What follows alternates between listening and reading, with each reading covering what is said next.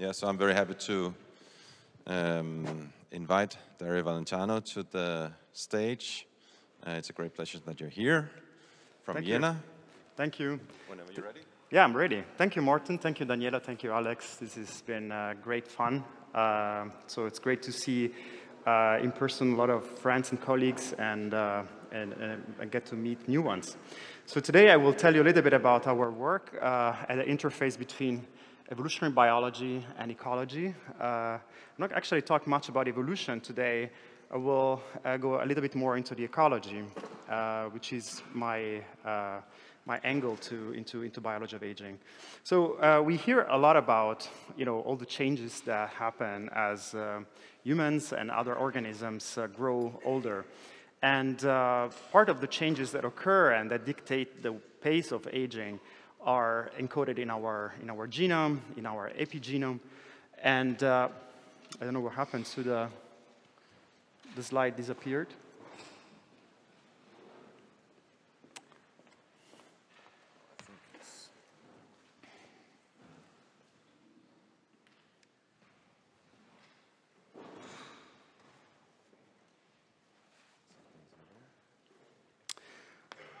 Thank you, Martin. And so what we are learning over the course of this conference is that there are many ways to alter, manipulate the process of growth and aging. So we heard about dietary interventions that have an impact on the aging process. We heard and we'll hear about pharmacological interventions that impact pace of aging and longevity, exercise, and even temperature.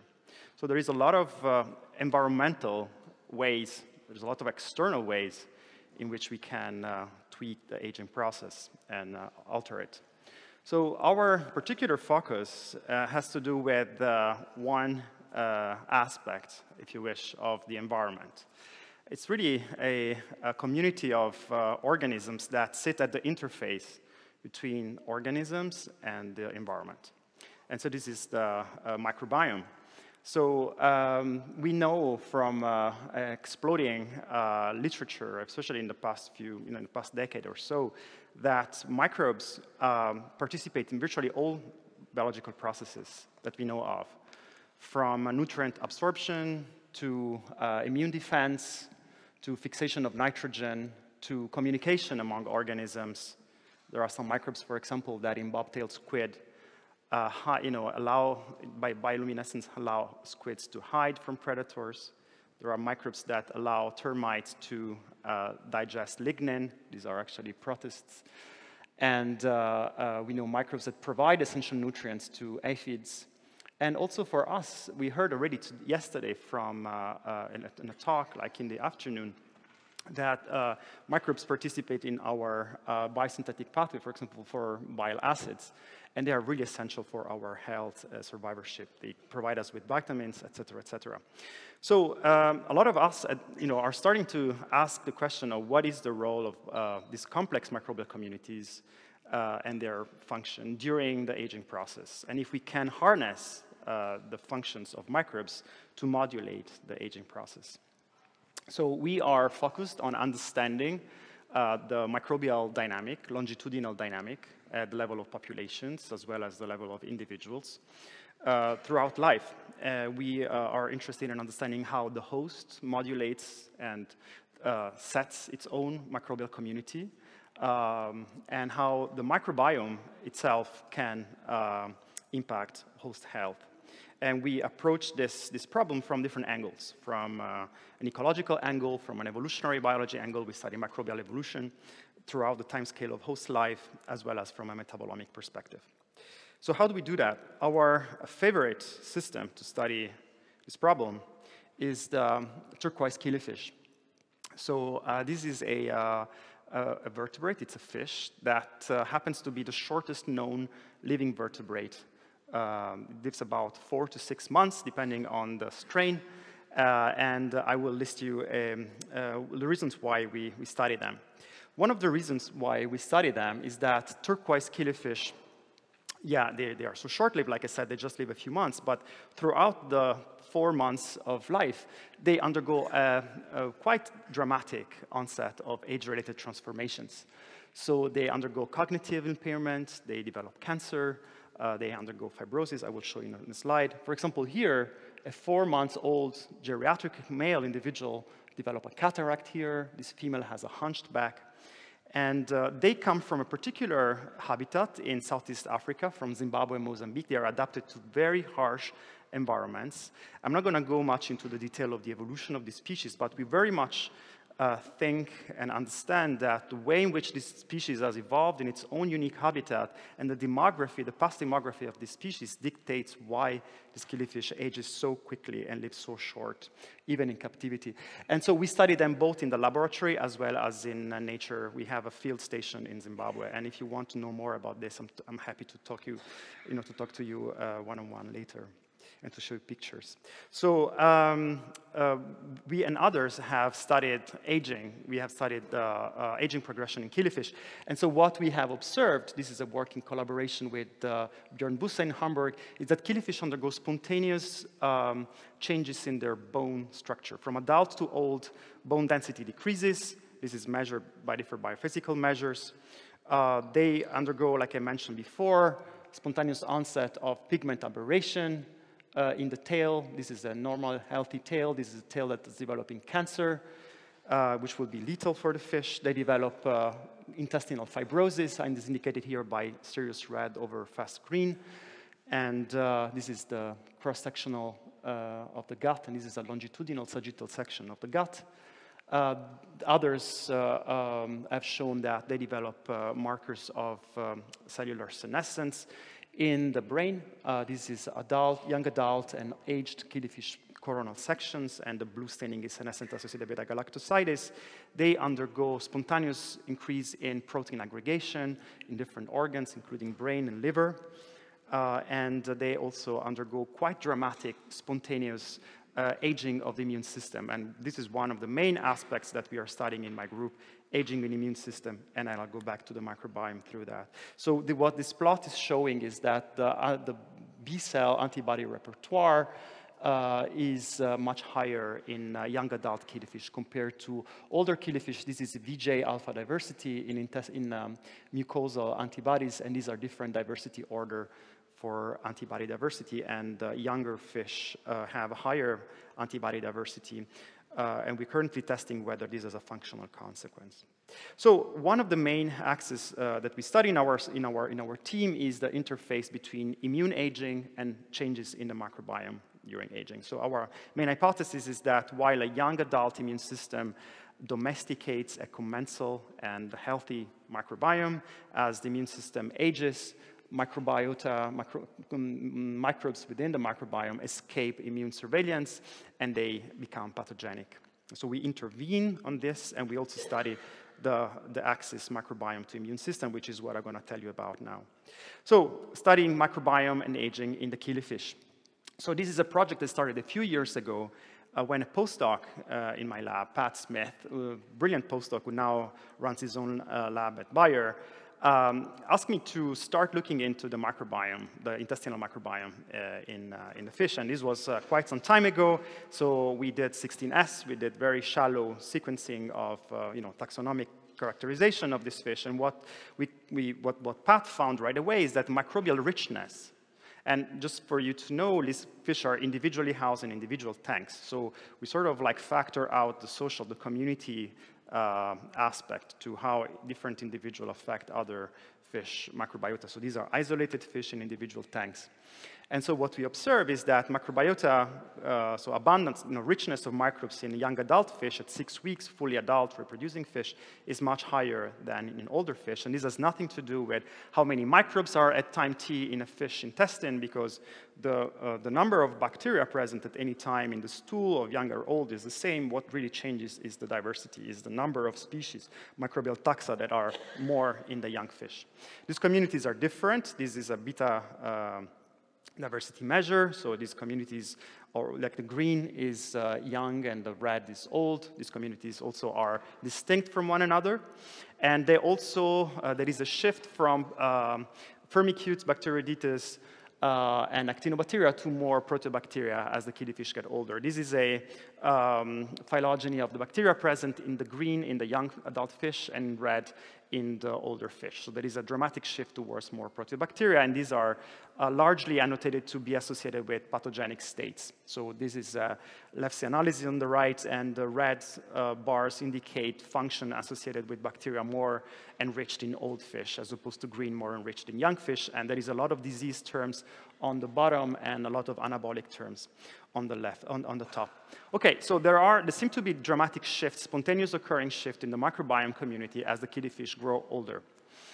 However, we don't know whether this change reflects systemic changes in the host or if it has itself like an impact on host health. And so to tackle this question, we took advantage of like a growing mounting evidence that shows that this is studies done with the so-called capsules in humans, and there is a lot of ongoing trials at the moment, but where we are, there is a lot of interest in understanding how intestinal, so fecal matter actually alters, for example, health in the liver. There is a trial on cirrhosis, diabetes, arthritis, cancer. There is a lot of ongoing in that respect, but of course, the most important study in this respect has been with the C. diff.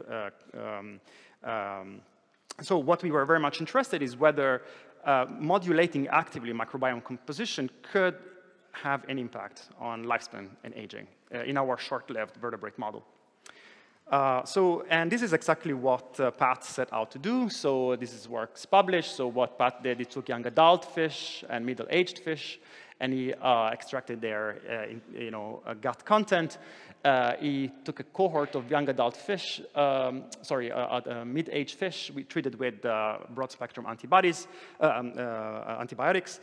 so vancomycin, metronidazole, neomycin, and ampicillin, that depleted most of these bacteria, of these microbes, and then he transplanted microbes from different donors, different age donors, to this recipient, including a control that didn't receive any transfer. And this, the protocol was quite simple: overnight antibiotic treatment, and then the next day, hungry fish were fed with gut content from the donors. They would bite, spit, and chew over an arc of 12 hours this material without any water circulation. So they had to deal with this material for 12 hours.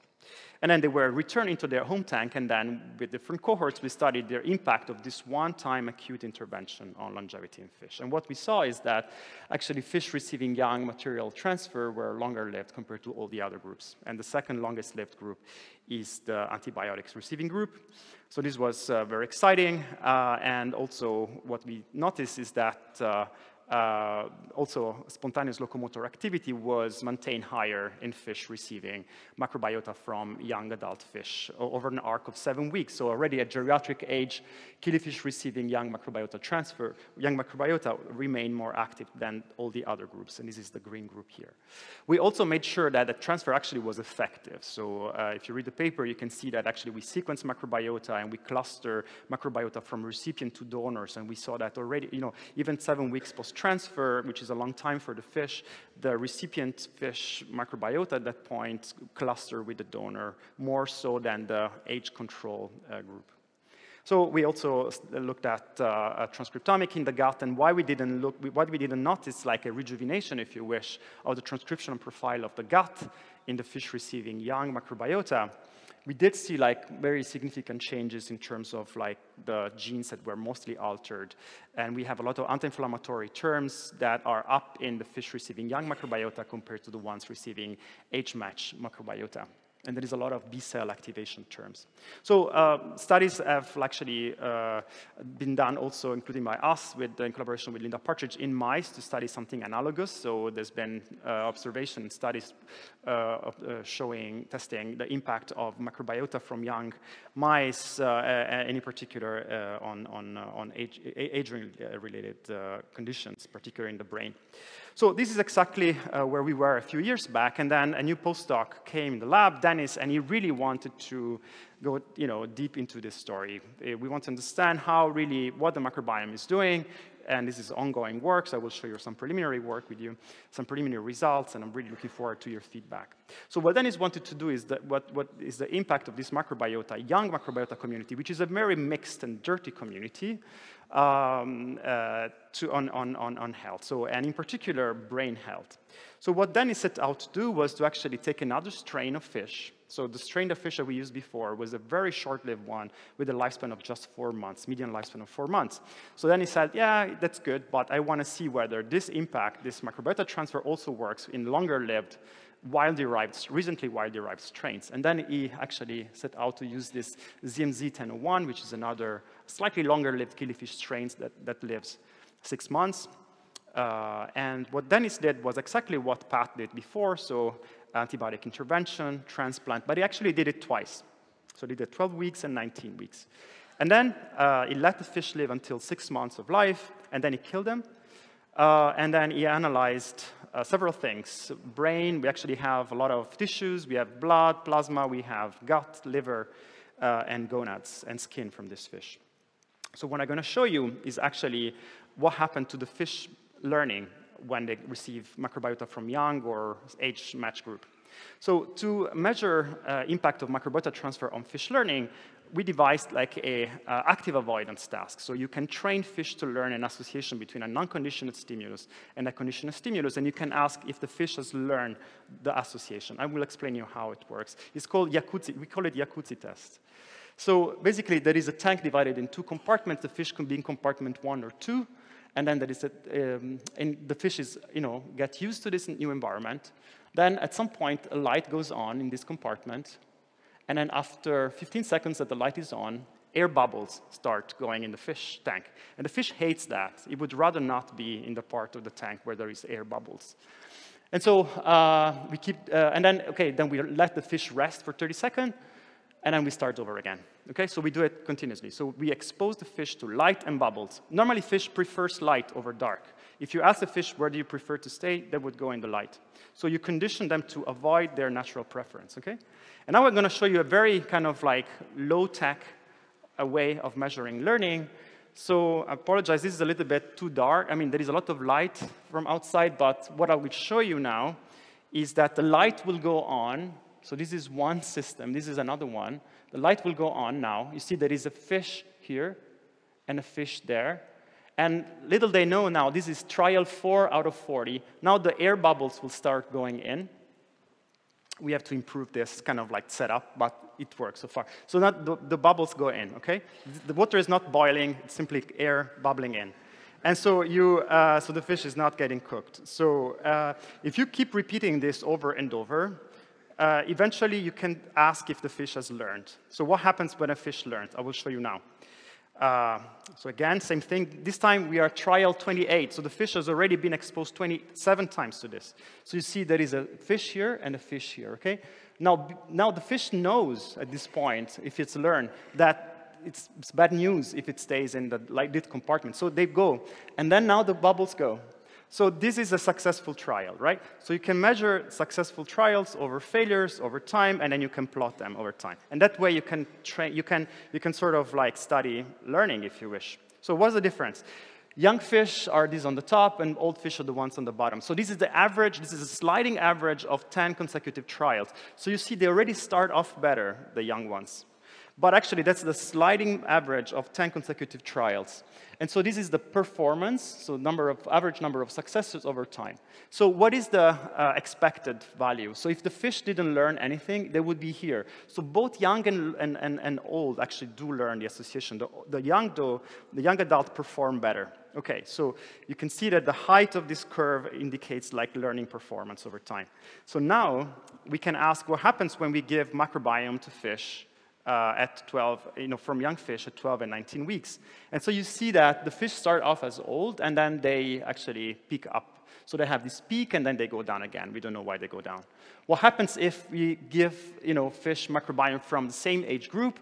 They kind of also do well. So it's not about the age of the donor specifically for this particular task, but it seems to be like an improvement due to the microbiome transplantation. However, if we study, and this is, like I said, work in progress, if we study the impact of antibiotics without transplantation, the fish don't seem to be doing as well. So this is work in progress. Like I said, we'll have more behaviors that will be scored in December this year, and we'll see how the new cohorts do.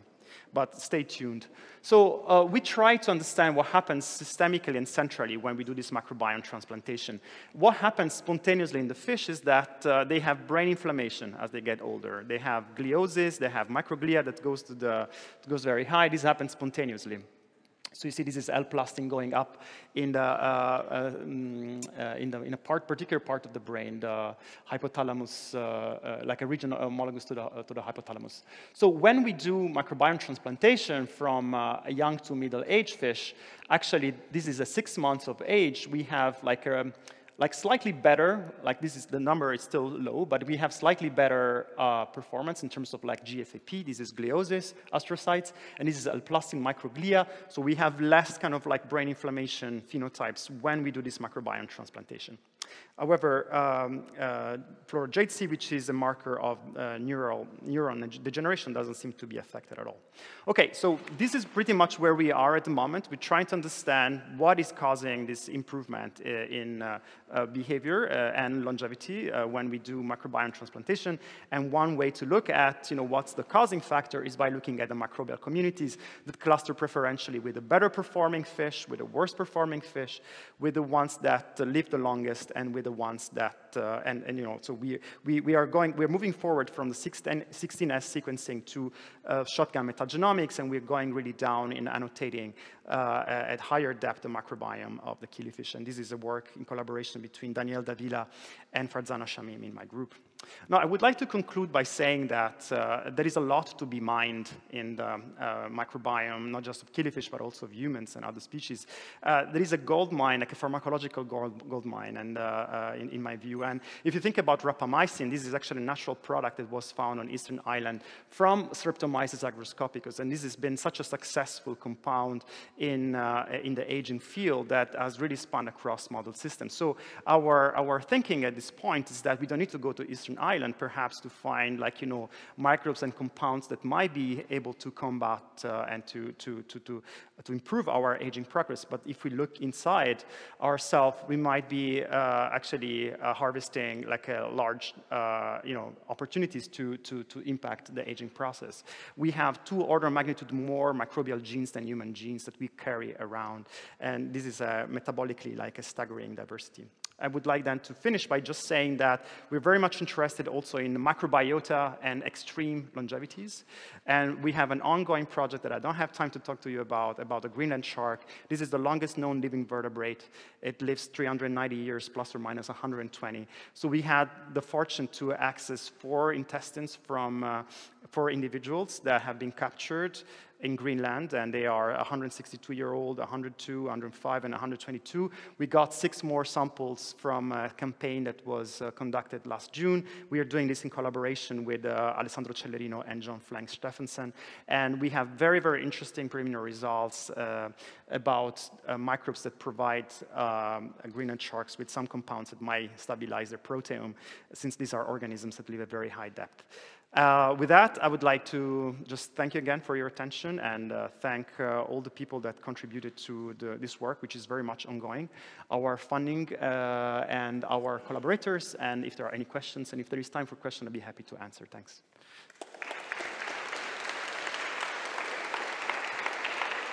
I think we have time for maybe one very quick question. Very quick, very quick. Great talk, Dario. Maybe I misunderstood. You said the age of the donor didn't matter? Well, so for longevity, we did see like an extension of life. But for this learning, the fish receiving the young microbiota seem to be doing very well. The ones that received same age microbiota, they still learn a little bit better than the antibiotic-only controls. So that seems to be some sort of like perturbation of their microbiome. We think that has to do a lot with actually richness, diversity, rather than individual microbes. I'm not a big fan of like the silver bullet, one individual microbe, but more of like the richness. So for the behavior, yes, the age of the donor doesn't seem to be so critical. For the longevity, as far as we can see, it's more relevant, yeah. So we're still trying to understand what's going on there. Yeah. All right, thank you so much, Dario. Really fantastic talk.